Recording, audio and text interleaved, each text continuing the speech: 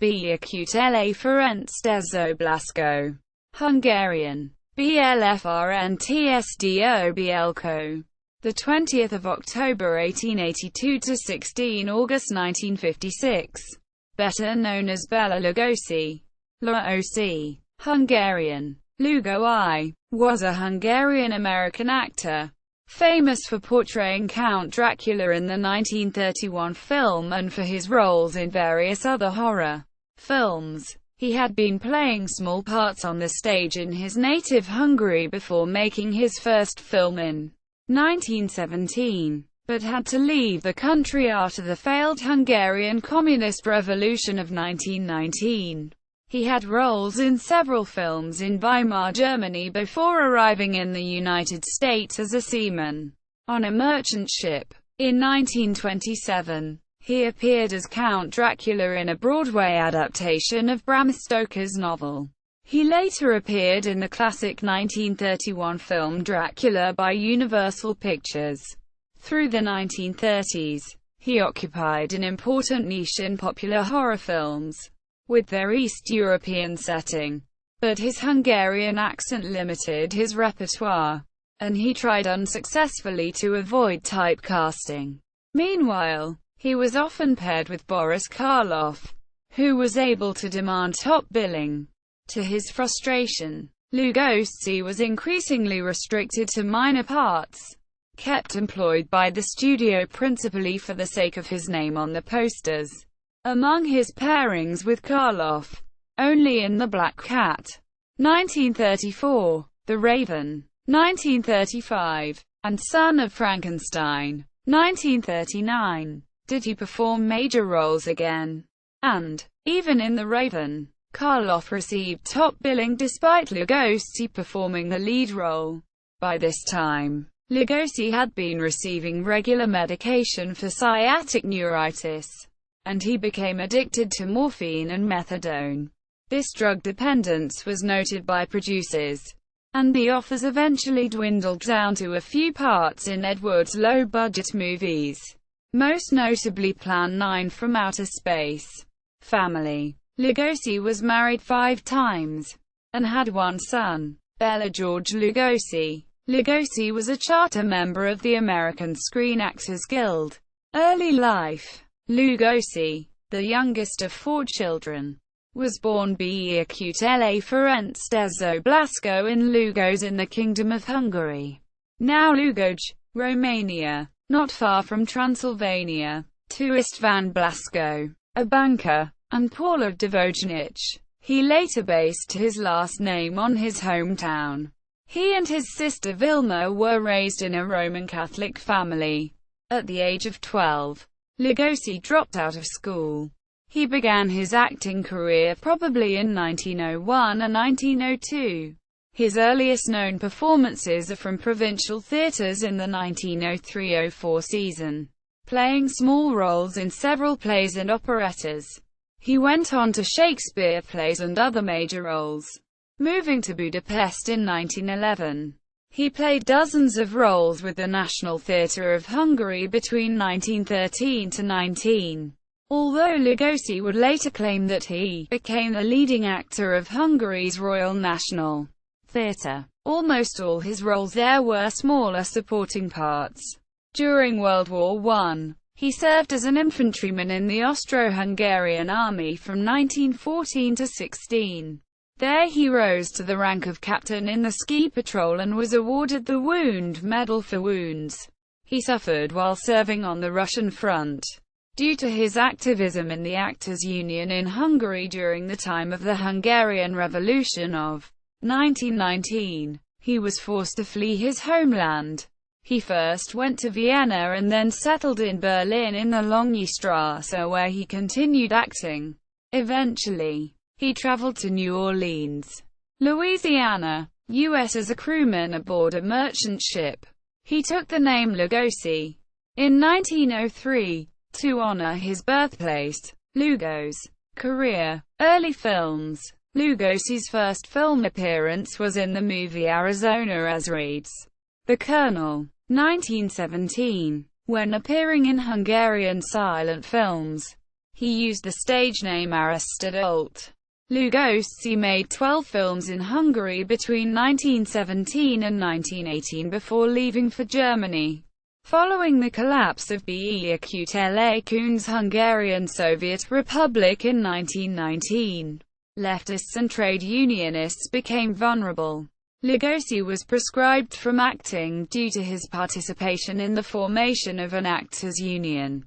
In exile in Germany, he began appearing in a small number of well-received films, including adaptations of the Karl May novels, Auf den Trümmern des Paradies, On the Brink of Paradise, and Die Todeskarawane, The Caravan of Death, opposite the Jewish actress Dora Gerson, who died in Auschwitz. Lugosi left Germany in October 1920, intending to emigrate to the United States, and entered the country at New Orleans in December 1920. He made his way to New York and was legally inspected for immigration at Ellis Island in March 1921.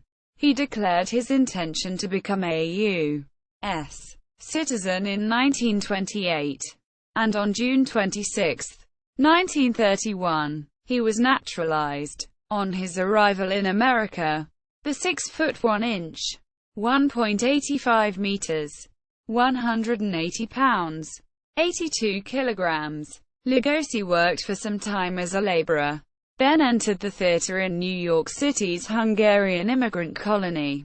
With fellow Hungarian actors he formed a small stock company that toured eastern cities, playing for immigrant audiences. Lugosi acted in several Hungarian plays before breaking out into his first English Broadway play, The Red Poppy, in 1922. 3 more parts came in 1925-26, including a 5-month run in the comedy fantasy The Devil in the Cheese.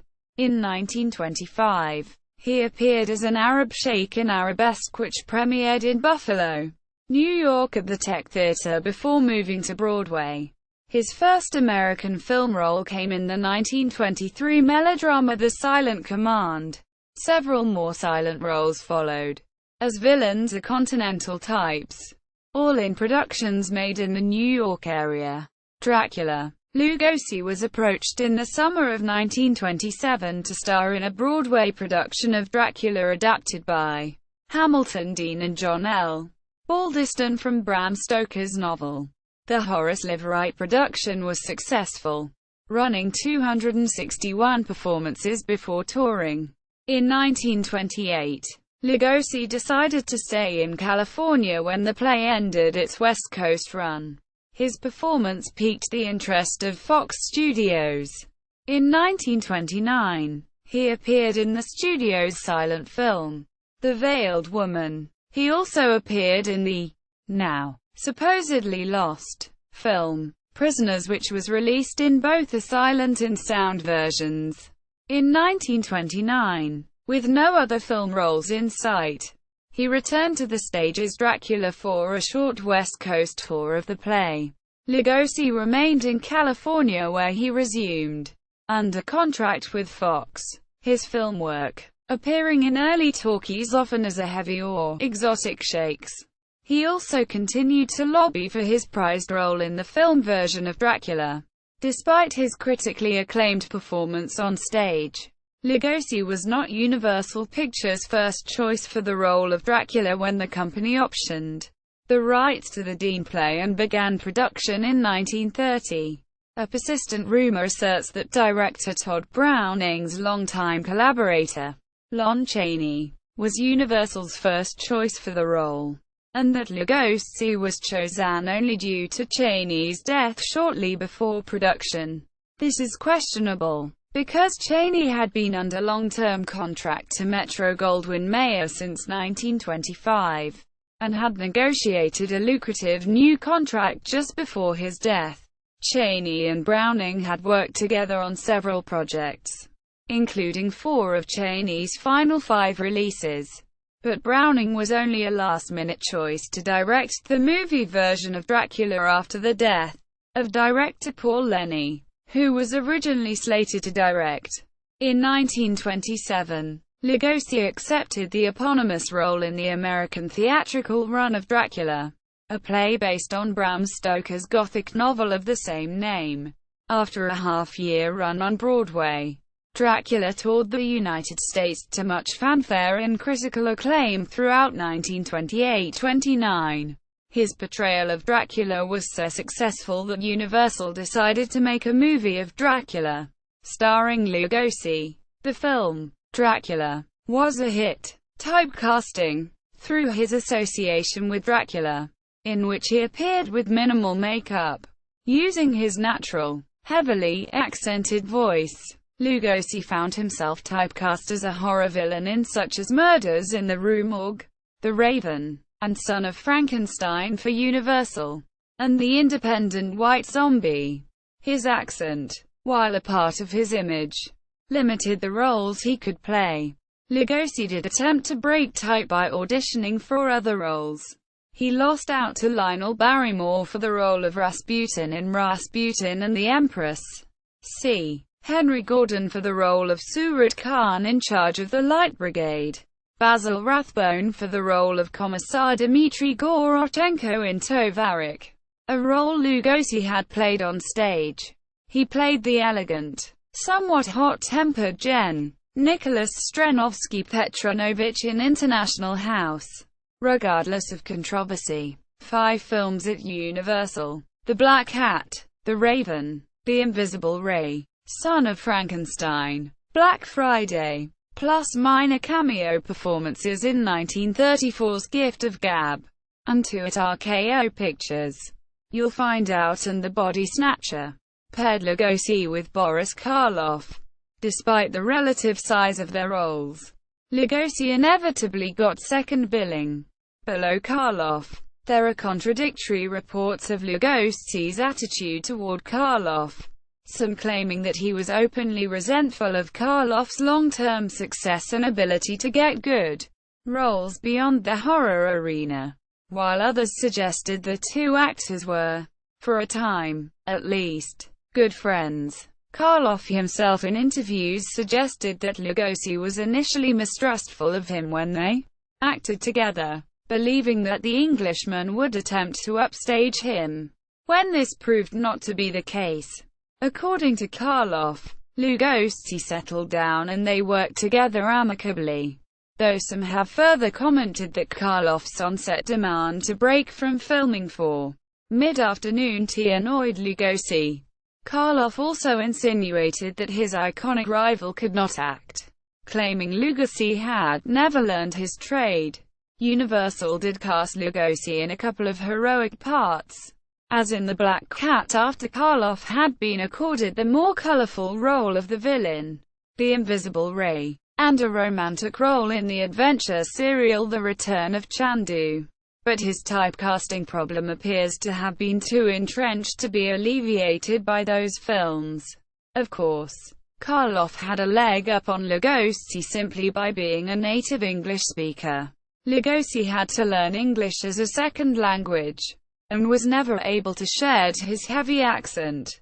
Lugosi addressed his plea to be cast in non-horror roles directly to casting directors through his listing in the 1937 Players Directory, published by the Motion Picture Academy, in which he, or his agent, calls the idea that he is only fit for horror films an error.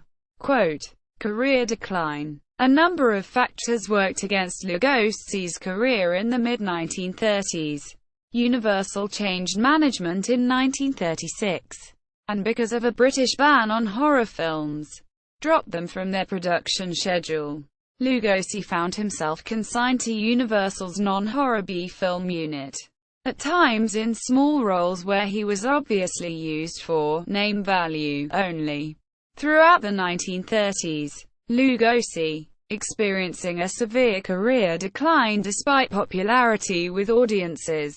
Universal executives always preferred his rival Karloff, accepted many leading roles from independent producers like Nat Levine, Sol Lesser, and Sam Katzman. These low-budget thrillers indicate that Lugosi was less discriminating than Karloff in selecting screen vehicles.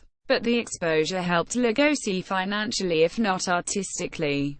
Lugosi tried to keep busy with stage work, but had to borrow money from the Actors' Fund to pay hospital bills when his only child, Bela George Lugosi, was born in 1938. Historian John McElwee reports, in his 2013 book Showman, Sell It Hot, that Bela Lugosi's popularity received a much-needed boost in August 1938, when California theater owner Emil Ullman revived Dracula and Frankenstein as a special double feature. The combination was so successful that Ullman scheduled extra shows to accommodate the capacity crowds, and invited Lugosi to appear in person, which thrilled new audiences that had never seen Lugosi's classic performance. "I owe it all to that little man at the Regina Theatre," said Lugosi of exhibitor Ullman. "I was dead, and he brought me back to life." Universal took notice of the tremendous business and launched its own national re-release of the same two horror favorites. The studio then rehired Lugosi to star in new films.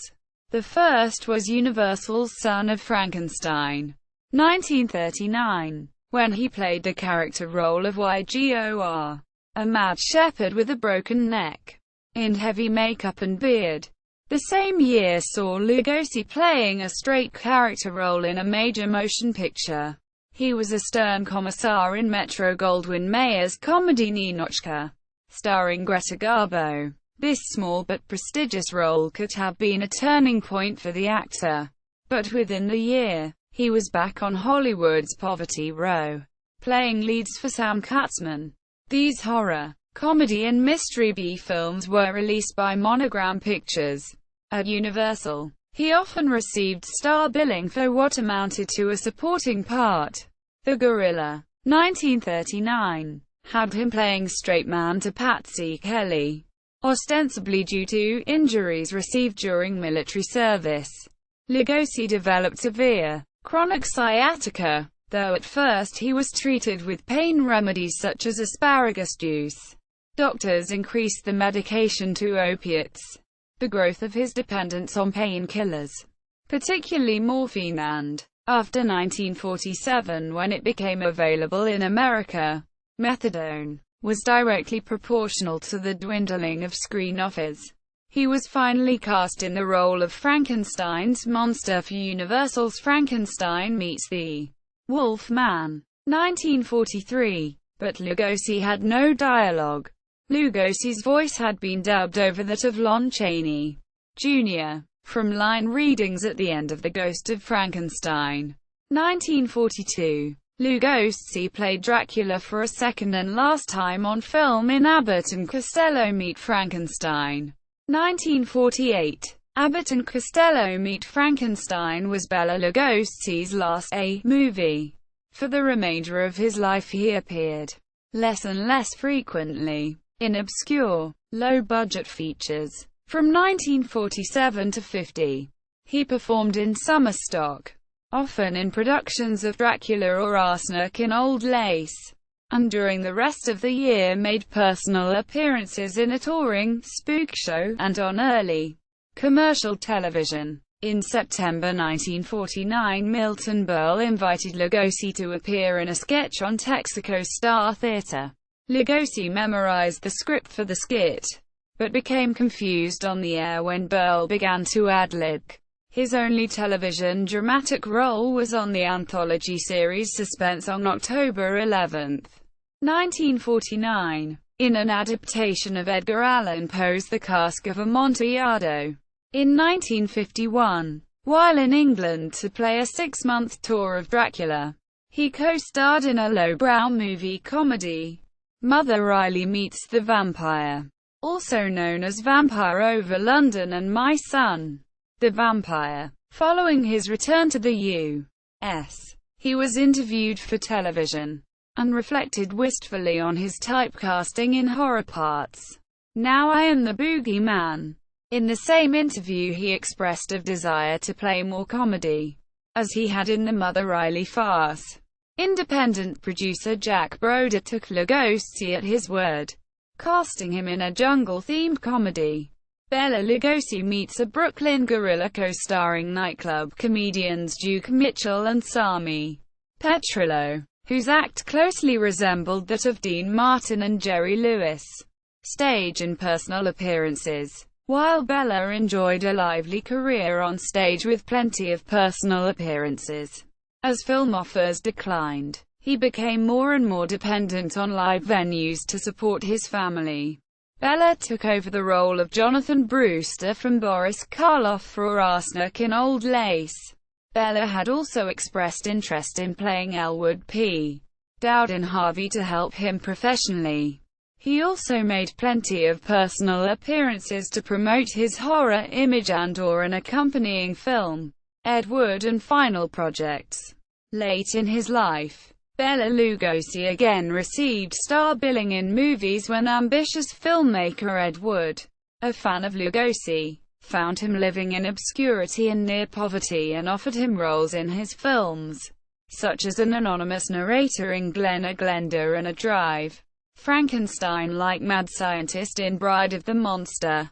During post-production of the latter, Lugosi decided to seek treatment for his drug addiction, and the premiere of the film was said to be intended to help pay for his hospital expenses. According to Kitty Kelly's biography of Frank Sinatra, when the entertainer heard of Lugosi's problems, he helped with expenses and visited at the hospital. He would recall Lugosi's amazement at his visit, since the two men did not know each other. During an impromptu interview upon his exit from the treatment center in 1955, Lugosi stated that he was about to go to work on a new Ed Wood film, The Ghoul Goes West. This was one of several projects proposed by Wood, including The Phantom Ghoul and Dr. Acula, with Lugosi in his famed Dracula cape. Wood shot impromptu test footage, with no storyline in mind, in front of Tor Johnson's home, a suburban graveyard, and in front of Lugosi's apartment building on Carlton Way. This footage ended up in Plan 9 from Outer Space, which was mostly filmed after Lugosi's death. Wood hired Tom Mason, his wife's chiropractor, to double for Lugosi in additional shots.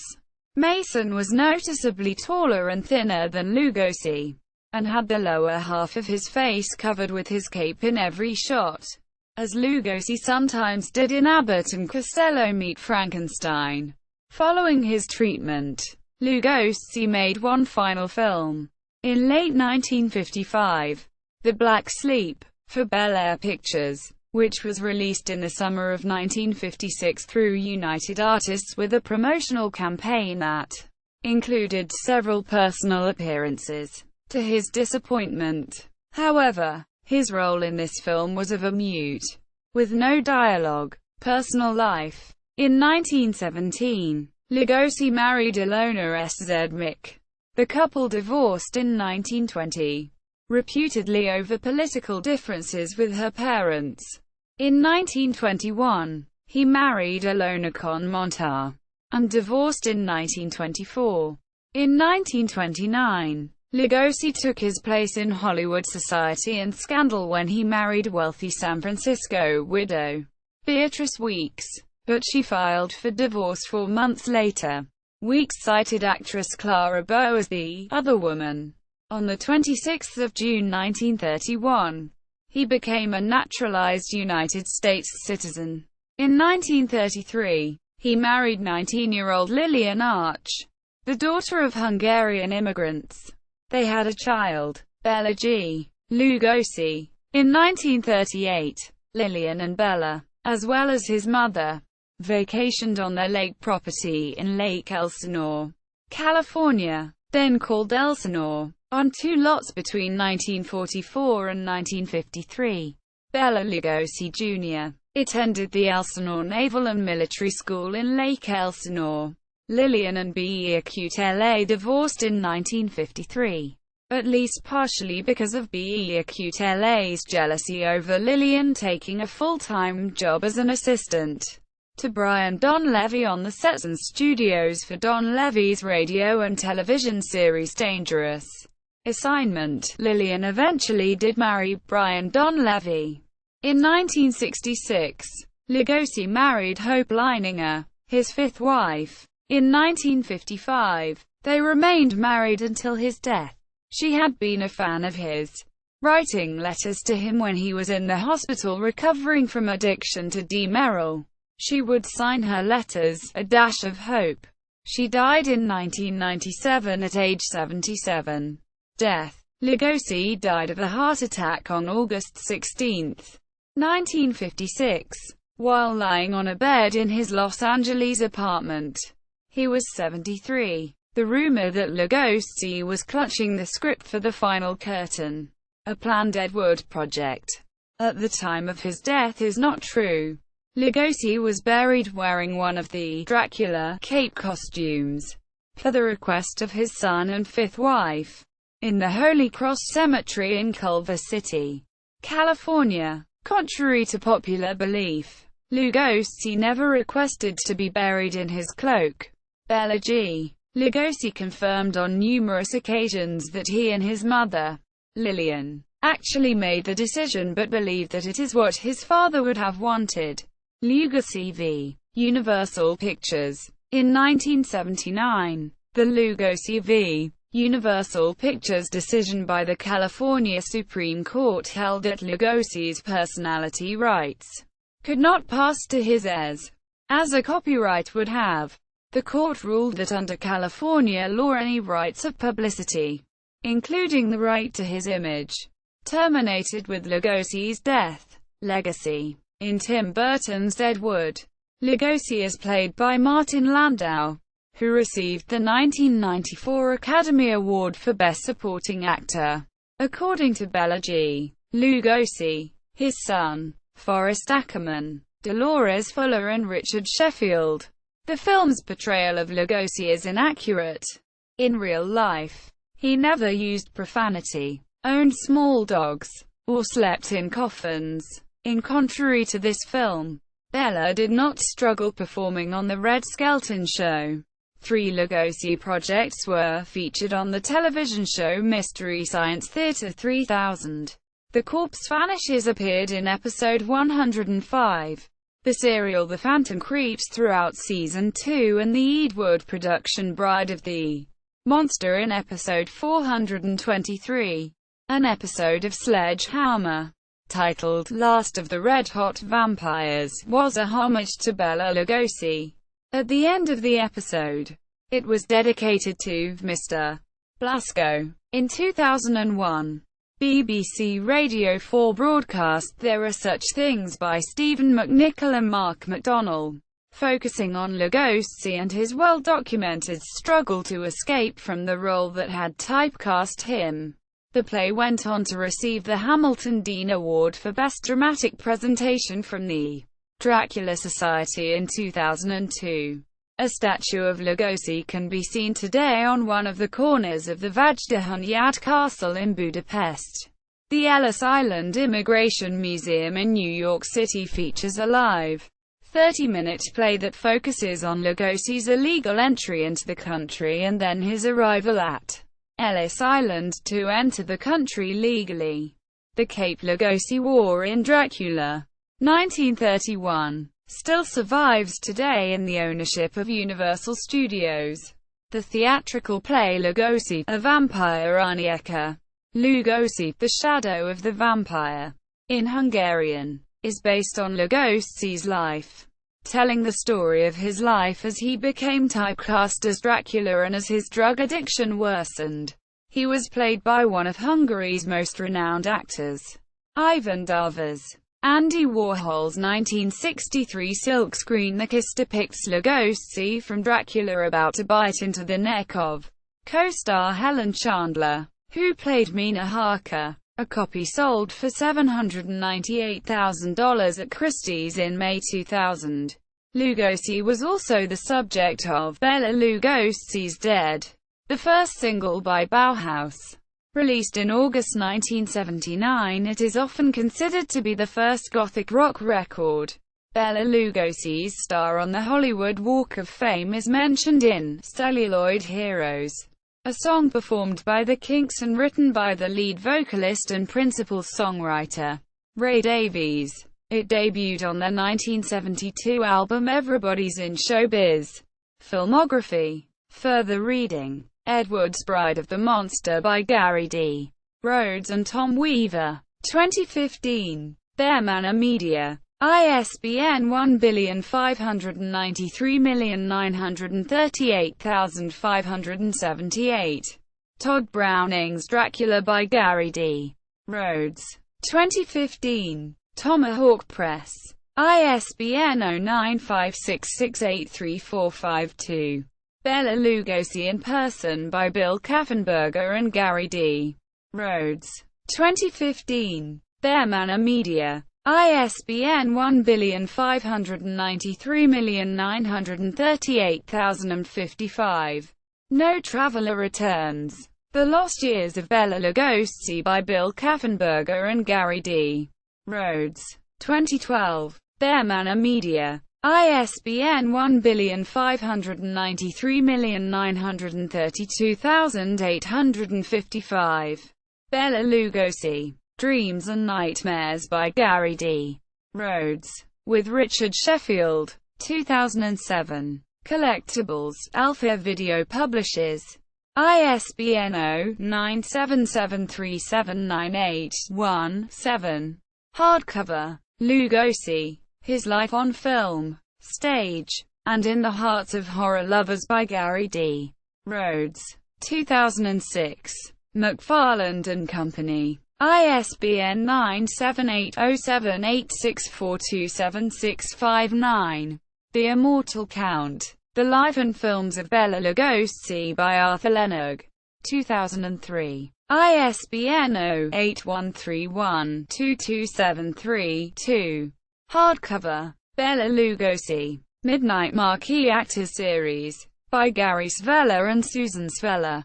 1995. ISBN 1-887664-017. Paperback. Bela Lugosi. Master of the Macabre by Larry Edwards. 1997. ISBN 1-881117-09-X. Paperback. Films of Bela Lugosi by Richard Boyarsky. 1980. ISBN 0-8065-07160. Hardcover. Sinister Serials of Boris Karloff. Bela Lugosi and Lon Chaney, Jr. by Leonard J. Cole. 2000. ISBN 1-887664-31-9. Paperback. Vampire Over London. Bela Lugosi in Britain by Frank J. Dello Streeto. 2000. ISBN 0-9704269-0-9. Hardcover. Lugosi. The Man Behind the Cape by Robert Kremer. 1976. ISBN 0-8092-8137-6. Hardcover. Bela Lugosi. Biographia di una metamorfosi by Edgardo Franzosini. 1998. ISBN 88-459-13708. Official website. Bela Lugosi at the Internet Movie Database. More information at Port. Who? Bela Lugosi at All Movie. Bela Lugosi at the Internet Broadway Database. Bela Lugosi. Legendary stage and screen actor. Find a Grave. January 1, 2001. Retrieved January 12, 2013. Video biography.